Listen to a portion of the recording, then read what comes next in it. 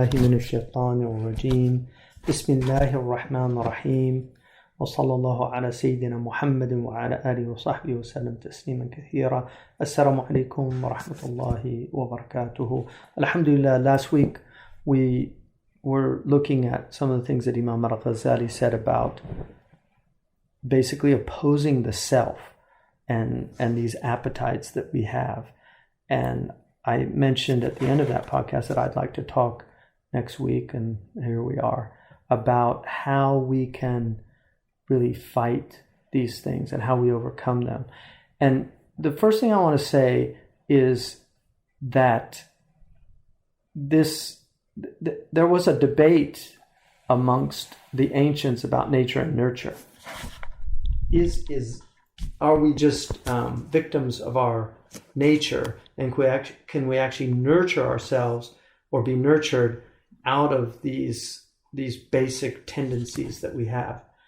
And the answer to that in our tradition is that even a dog can be taught to hunt for you, and a falcon can be taught to hunt for you, that we can actually train animals and change their nature so that they become, in fact, with knowledge, the dogs, even though normally you would not eat from a dog, but if a dog is mu'allam, if it's taught, and that's the actual word that the Quran uses, if it's taught, if it has ilm, then it's elevated to a higher status, and what it hunts is halal. And so knowledge is the way that we overcome these things. But here, and this is where it gets really, really important, the most important and single truth that we all have to understand if we want to actually change ourselves and overcome ourselves is that we can't do it by ourselves. That is the most fundamental truth. If you think that you can change, then not only do you have pride, but you will never be able to conquer yourself. You will never be able to overcome your appetites. You'll never be able to overcome whatever tribulation you have. The only way that you can do that is through supernatural power. And that supernatural power is from Allah subhanahu wa ta'ala. And that's the imdad that Allah subhanahu wa ta'ala gives us. Allah is the one that can enable us to do that. Without Allah subhanahu wa ta'ala, you cannot do it. And so people try and try again and again and again. And I keep failing. I tried so many times. Exactly, you tried because you did not rely on Allah subhanahu wa ta'ala. But if you rely on Allah subhanahu wa ta'ala, then you can overcome it. And one of the things that secularists hate is that the single most successful addiction treatment program is the 12-step program. And the reason why it's successful is because they begin by admitting their powerlessness to overcome their addiction. They have to acknowledge a power greater than them. And that's the only way that they can do it. And that's why it's successful. That is the single reason that it's successful. And they use a prayer. The prayer that they use is the prayer of Niebuhr, Reinhold Niebuhr, who is probably one of the most famous Protestant theologians of the 20th century, at least in the Western Hemisphere. But he wrote a book called Moral Man in an immoral society, in which he argued that a lot of sinfulness is because everybody's doing it. That when you have a society that is moral, people tend to be more moral. But when you have a society that's immoral, people slip into sin much easier. And that's why it's a challenge for righteous people to be moral in an immoral society, because they're going against the grain. But how do they do that? How do we become moral beings in a culture that is constantly assaulting us with gluttony, with lust, with envy? I mean, it's amazing how they use envy to sell products and to make you envious of what other people have, lifestyles of the rich and famous. All of these tools that they have in their toolbox become powerless when you acknowledge La hawla wa la quwwata illa billah. There is no power. There is no power to do obedience. La hawla ala al-ma'asi wa la quwwata ala ta'a. There's no way to avoid obedience, and there's no power to enable me to avoid disobedience.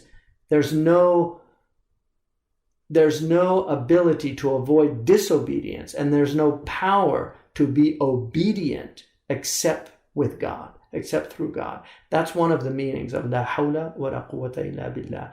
And so Ibn Ata'illah says something amazing. He says, من استغرب أن ينقذه الله من شهوته وأن يخرجه من وجود غفلته فقد استأجر قدرة إلهية. Whoever deems it strange or does not think that God can save him from his appetites and remove him from the state of his heedlessness, he has deemed divine power to be powerless, to be incapacitated. So that is istighrab here means istib'ad. He deems it unlikely that God can save him from his own appetites. That so once you acknowledge that Allah subhanahu wa ta'ala is the one only that can do that, then you have the capacity to do it. Without it, you can't do it. And that's why it's really important to remember that وَكَانَ اللَّهُ عَلَى كُلِّ شَيْءٍ مُقْتَدِرًا. Allah is capable of doing all things. So if you're suffering right now from some kind of addiction, if you're going on a pornographic site, if you find yourself doing these things over and over again, and you don't think God can take you out of that state, then you have incapacitated the power of God.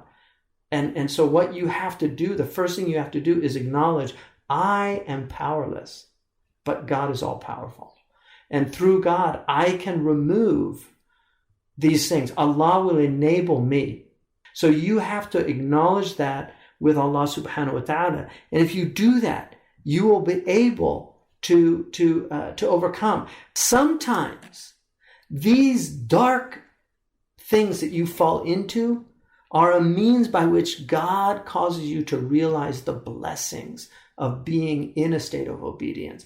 I got a letter a few days ago from a man who told me that he had been in such an incredible state, and then suddenly, after years of really struggling, he became really successful, and he started making a lot of money. And he said his deen went out the window, and he was like asking me for help about this, like, how do I get my deen back? And he said, I'm really struggling with this. Well, the Prophet ﷺ mentioned about wealth that causes you to transgress. And these are one of the 5 things that he warned about. 7 things that he warned about. One of them was ghinan mutghiyan, like a wealth that will cause you to transgress. There was a man, Tha'laba, who used to come to the Prophet and beg him to make dua for wealth. He would say, Ya Rasulullah, and he begged the Prophet, and he kept doing it. And the Prophet ﷺ wouldn't make that dua for him, but he kept asking, and he was unrelenting. And finally, the Prophet ﷺ made a dua for him. And he got some wealth, he got some animals, and then those animals had animals, and then suddenly he had more and more wealth, and he began, because he had to take his animals out and graze them, he got further and further away from the masjid, and then he started not showing up for the prayer. And then when the Prophet ﷺ sent his zakat collectors, when zakat came down, he said, what, are we like Christians now? And so when the Prophet ﷺ was told that, he refused to accept zakat from him. And then the later ones wouldn't accept zakat from him. And finally, Uthman relented. But the point is that that's a man who didn't know that wasn't the right thing for him. And that's why you never ask specifically. You always do istikhara. Let Allah choose for you what's good for you. You might be struggling in your business. Might be the best thing for you. But no, we want it our way. When you get angry about things not going your way, you are basically angry because al-umur jarat ala muradillah la ala muradika. Because matters were in accordance to God's will as opposed to your will. And what thy will be done, not my will be done. And that's where you have pride. And that's why pride is the underlying human crisis. This pride, thinking you can do it yourself, thinking that you're doing some gift to God. لا تمنوا علي إسلامكم بل الله يمن عليكم أن هداكم. Don't tell me how much you've done for Islam.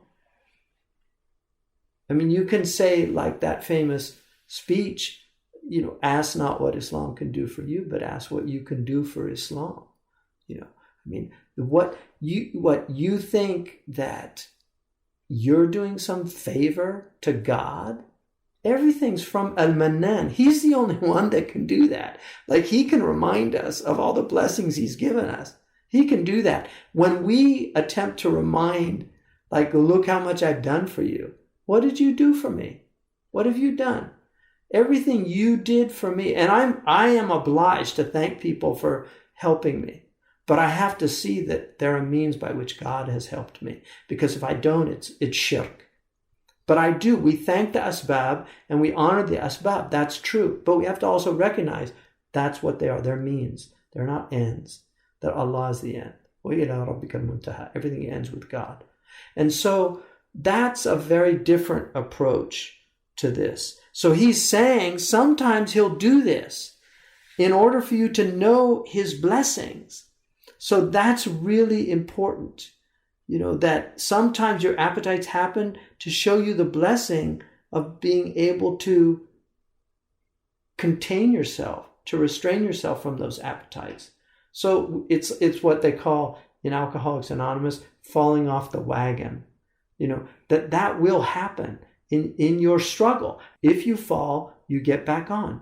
If you fall, you get back on. That's the path. Keep struggling. That's it. Like there's a hadith. The Prophet said, sallallahu alaihi wasallam, said that Shaitan swore an oath to God, I will lead all of your servants astray. And I will uminnihim, like I will put in them desire for sin, and they will sin.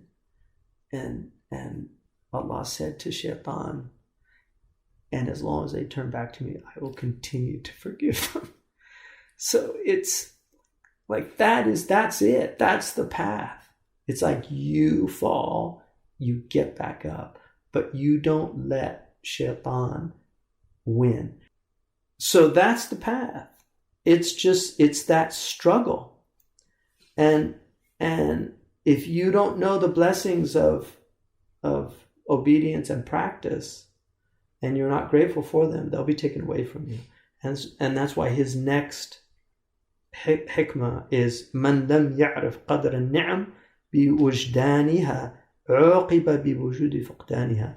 That whoever does not know the weight of the blessings when he has them, his punishment is to know them once he's lost them. And so our basic state when we're children is innocence. And we enter into adulthood and we begin to sin. And then that darkens our souls. But you polish the soul with tawbah and with good deeds and with good actions and with knowledge and all these things. And that's the struggle. So the single most important thing for you to overcome yourself is not to rely on yourself, but to rely on Allah subhanahu wa ta'ala. وَعَلَىٰ رَبِّهِمْ يَتَوَكَّلُونَ. On their Lord they rely. He's with us always, and he will never abandon us as long as we call on him. He is a generous Lord. He will never abandon us as long as we call on him. And whatever sin you might be in, you have to know, all you have to do is turn to Allah subhanahu wa ta'ala. As long as you return to him, he will return to you. In udtum udna. If you come back to me, I'll come back to you. That's what he said to Bani Israel. The Jews can turn to God anytime they want. They were his chosen people. He elevated them. He privileged them above humanity. He gave them so many gifts. And he reminded them, remember the blessings that I gave upon you. They were given all those prophets, all those things. But if they're in sinfulness, if they're in disobedience, we should want good for them. We should want guidance for them because they're children of prophets. Who wouldn't want good for children of prophets? Awlad Ya'qub. And so that's our tradition, is to struggle with the self until the self submits to Allah subhanahu wa ta'ala. But it's recalcitrant, and that's the nature of the soul. it will fight, and we have to fight better, more intelligent, more strategic, and inshallah Allah will give us tawfiq. Alhamdulillah.